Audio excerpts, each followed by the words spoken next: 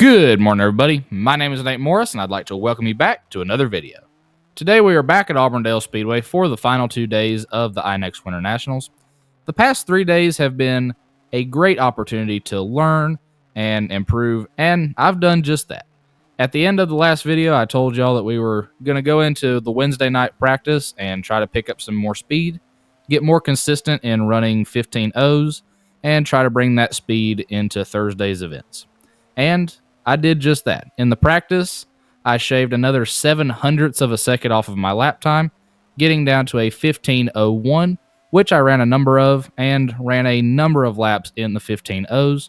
So I'm feeling very confident that not only can I go out and run 15 O's in practice, that I can qualify with a 15-0 and try to get a starting spot that's not just barely in the feature, but solidly in the feature. This time, I was able to deliver in qualifying, and I qualified with a 15:004. So, by far my fastest lap time of the week, and as a result, that put me 14th. In one day, I went from qualifying 22nd to 14th. That is a massive jump for one of these events, and it makes me feel really good going into today's race. Today, my goals are to go out and race. Yesterday, we were very happy that I was able to transfer through the B main into the feature and that we got to run that race, but we knew that we had a lot of time to still go out and pick up. So we were more focused on the evening practice and trying to find some speed for the final 2 days. And now that we have that speed, I believe I can go out today and run competitively. I would love to walk out of here with a top 10 finish, as that would be my first ever top 10 in a national event. So we'll just have to see how it goes. But thank y'all for clicking on today's video. I hope y'all enjoy it, and let's get into it. You want to take somebody out, you may receive the black flag. Drive with respect. 22, no pushing. I think that's the big thing. Drive with respect. Green flag flies. We're underway for the semi-pro feature. Dylan Faulkner and Mitch Wright both turned the exact same lap times in qualifying.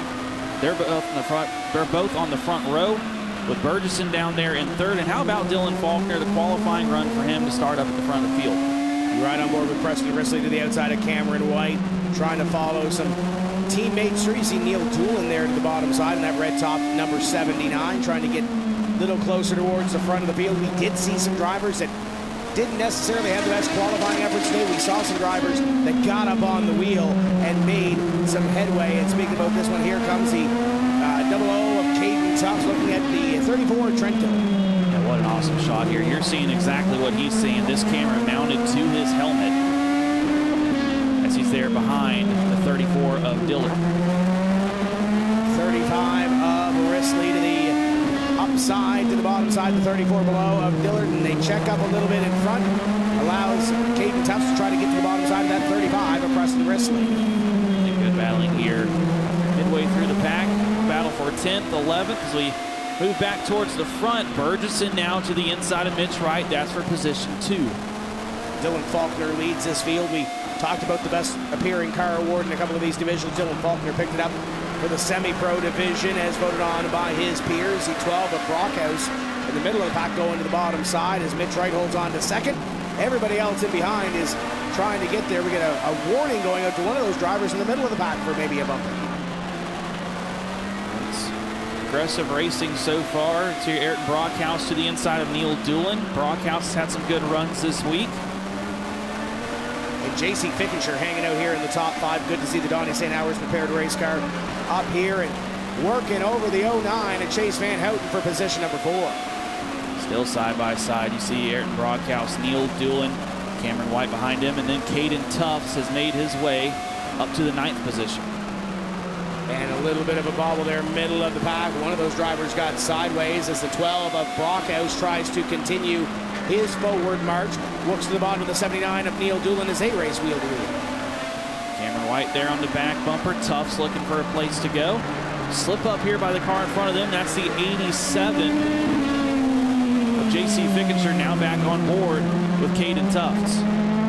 Continue to ride on board with Caden Tufts. They are 2 and 3 wide at the back of this field too, as well as this battle that we're watching. There's a lot of, I think, let's call it nervous energy right now in a couple of these packs because these drivers are racing hard on to some point on the other line, racing aggressively. Yellow, yellow, yellow, yellow, turn 4. Yellow, And our yellow, first yellow, caution turn of 4, this 46, one, Nate go Morris, still with going around, and I saw some green debris up the racetrack, perhaps from Cole Denton in the 46. Or Nicholas Denton, excuse me. Well, that's not what I was hoping to see. Off the start, I was able to get to the inside line, losing one position, so dropping back to 15th. But I was able to hold my position for a number of laps there, and I feel like I have a pretty solid car. I had a fair bit of pace right there. I was definitely hanging with the cars in front of me, but unfortunately, they all stacked up, and I got shuffled to the top, dropped back a couple spots, and I was able to get down in line. And the 46, he told me that he just overshot the corner a little bit and got in my back bumper and spun me out. But yeah, no harm, no foul.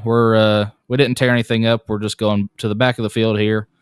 So getting to that top 10 is going to be a little bit more difficult, but I'm going to try to put the hammer down and see if I can't make something happen here. Just later on, but Addison has the clear mind of did not run into anything, run off the racetrack, whatever. So this is an easy Thursday night for the team. But Jesse still got a few laps to get it back to the front of the field, half the race. In fact, green flag flies. We're back underway. Dylan Faulkner continuing to show the way. Tries to clear up on Mitch Wright. Here comes Burgesson now to the inside for the race lead. Great run on a Thursday by Chase Burgesson in the blue 22 car to the bottom side of Mitch Wright. Right to the outside. They scatter in behind, 3 wide down into turn number 1. So far, so good. They get back in line there. Hunter Jordan doing battle with the 34 of Trent Diller. Here comes the 85 of Swift. And Swift gets in the back of Jordan. They both go around. Down into the grass. Swift comes to a stop, and you got all the cold. Trying to get a little bit closer to those top 2. Martinez runs near the back of the pack after a pit stop. Chase Van Houten runs inside the top 5. You ride on board with Preston Risley as we come to green. 11 laps to go in this semi-pro feature.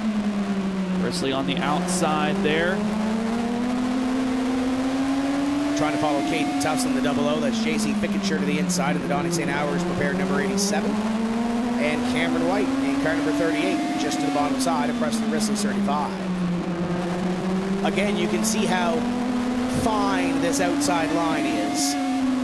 You make one small mistake, you go up a half groove, you're going backwards. If you're doing what Preston Risley is doing, you're going to hold your own, but how long do you hold your own for, right? And right now, the whole field just about Yellow, 2 by 2 yellow, as we go turn caution. 2. Yellow, yellow, yellow, yellow, turn 2. It's In Calm down, Tennessee Ray. quite well. Dylan Faulkner in car number 60. Going to lead this No field pushing back into to the the green race flag. circle. Tucked up tight together into the box. Green flag flies. Mitch Wright right there in that second spot. Can he make something happen? Try to look to the inside there. Faulkner up the track just a bit, but Wright couldn't get that run off the corner to get alongside. Risley is on the bumper of Fickenshire. In behind is Cameron White, and Preston Risley just had a handful of steering wheel coming into turn number 4.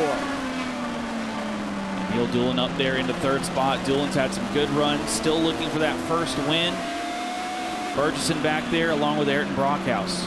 There's going to be somebody in this top 5 that if they win, they are going to be super happy with the way they may be able to turn their week around, albeit on a Thursday afternoon, as Dylan Faulkner continues to lead. That's Burgesson, Brockhouse, and Caden Tufts on your screen. Tufts looking to pick up another win, but he's got a long way to go and a shorter time to get there. He's got 6 laps to go to catch Dylan Faulkner and the rest of the running order. You ride on board with the driver from Timberley, Nova Scotia. And from 12th to 6th, so pretty good move up through the field for Caden Tufts here with just 5 laps to go. Now looking side by side in front of him. Brockhouse to the inside of Chase Burgesson. Can't do anything there, and Caden Tufts going to try to take that lost momentum from the 12 and put it to the bottom side as they will go wheel to wheel and at turn number 4. Brockhouse to the outside, Caden Tufts from the double O to the bottom. Great view you're getting here right in your living room as Caden Yellow, Tufts yellow, yellow, yellow, yellow, go yellow here. Tufts was loose off the corner. No. And it's Preston Risley. And Dillard. Yellow will be And it, For the restart here, just 4 laps to go. Can Dylan Faulkner hold on and win on day number 4?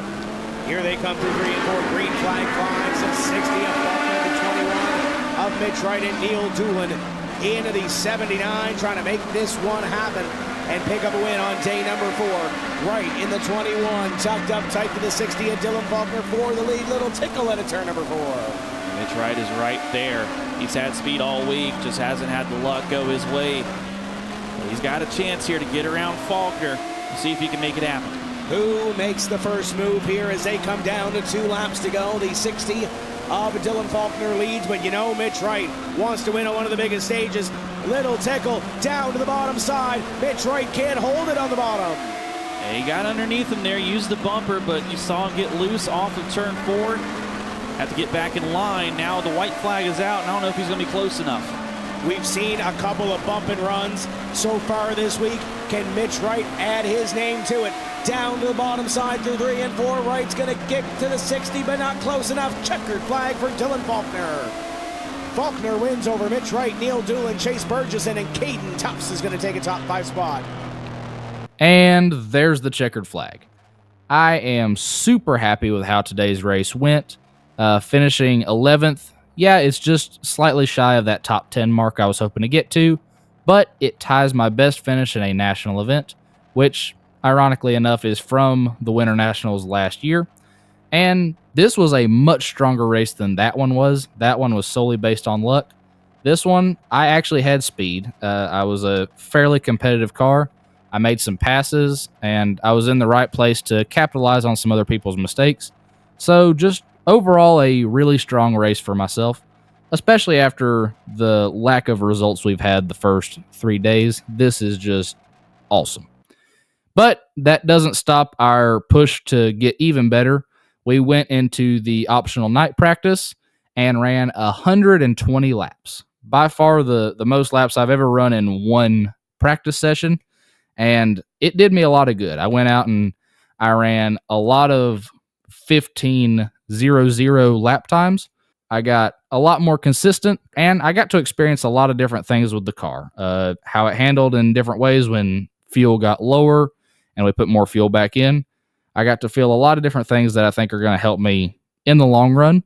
After practice, I was feeling really good about going into Friday. I felt like we had a lot of speed, and I felt like I could carry it over to the next day.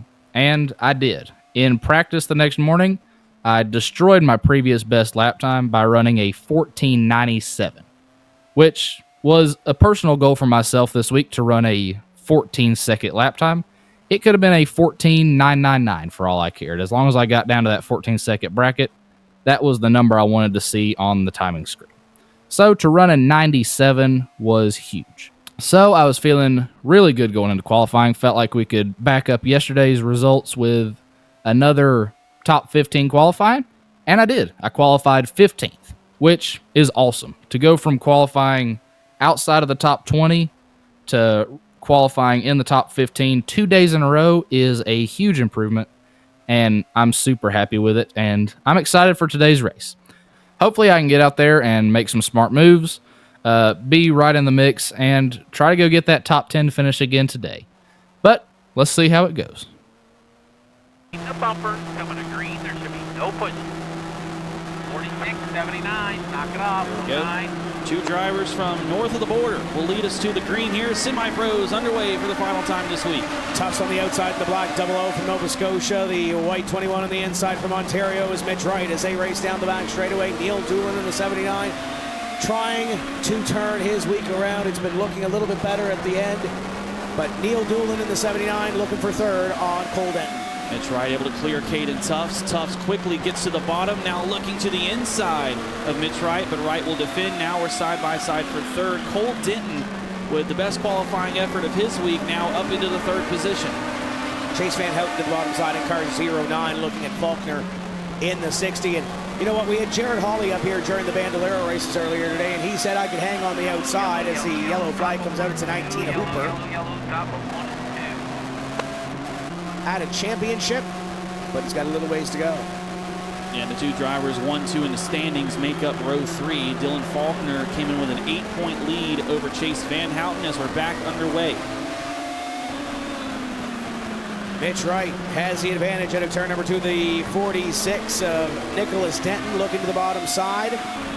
As Mitch Wright tries to shake Caden Tufts, he will do so off turn number 4. Tufts tries to get down in front of Cole Denton. He's able to do it. So Tufts holds on to that second spot. Now we're side by side for third. Neil Doolin on the outside. 46 at Denton to the bottom as they go wheel to wheel off of turn number 4. They continue to race hard for that third place position. They're jockeying for position here about mid-pack. And Denton gonna try to clear Doolin. Here comes Dylan Faulkner, points leader, winner yesterday. Side by side with Doolin for that 4th position. Rolled up black flag to one of those drivers in the middle of the pack as they continue to push and shove beyond Chase Burgesson and Aiden Potter. We got 2 really distinctive packs right now, Austin. We got this one here battling for position number 3 on back, and then about 10th on back. They are pushing and shoving like it's the last lap of the last day. Yeah, you have a couple really fast race cars that didn't qualify too great back there. Chase Burgesson, Jesse Martinez, to name a few. Oh, as Nate Morris hits the cone, knocks it back in the dirt. We stay green. Jared Hawley with a move, and now the yellow is out for a parking lot in turn 1. That was the aforementioned Morris. That's J.C. Fickenshire on the outside, Cameron White, and Preston Risley. Son of a gun. That was not what I wanted to see happen. There was a little bit of a checkup in front of me in the middle of turns 3 and 4, and I got into the back of the car in front of me, got a little bit sideways and dipped a tire off in the grass, which slowed my momentum going down the front stretch, and I got put 3 wide, and as I was trying to back out of it, the 35 car was just trying to make his entry into turn 1, and we made contact, and it spun him out. The 35 got into the back of my car, and we slid into it, and the 87 just ran out of room. Just a racing deal. Unfortunate, it was just a crappy situation, and we all kind of came together. My car is not great right now. It's kind of a lesser version of what I had on Wednesday, where the car was moving all around and ultimately spun out. I definitely feel like the car is on a razor's edge right now. I'm trying to baby it through the turns and make sure I don't spin out and try to keep it on the tail of the field here. I was able to capitalize from some other people's misfortune, and I ultimately finished 21st, which was not exactly the finish I'd hoped to see today. But overall, I am super happy with how today went and how this whole week went. We didn't start off great. We had some really bad results to start off with, some disqualifications, which don't look good on paper. But we just didn't have speed. A good lap for me was a 15.1, and by the end of the week, I was running a lot of 15.0s and even bumped down into a 14.97 in practice. So just a huge improvement throughout the week, and going from qualifying 25th, 26th to qualifying into the top 15 twice in the final 2 days, I am very happy with that. Definitely feel like we made a ton of improvement, and it showed. We made a lot of laps this week. I made over 300 laps with all the practices and stuff included. So definitely a great week for me to learn and get better and get some experience, get a little bit more seat time going into the rest of the season. And I'm very fired up to see what we can do the rest of the year. I feel like this is going to be a really solid year for us, and I feel like we're just getting started. So thank y'all for watching today's video. I hope y'all enjoyed it, and I'll see y'all in the next one.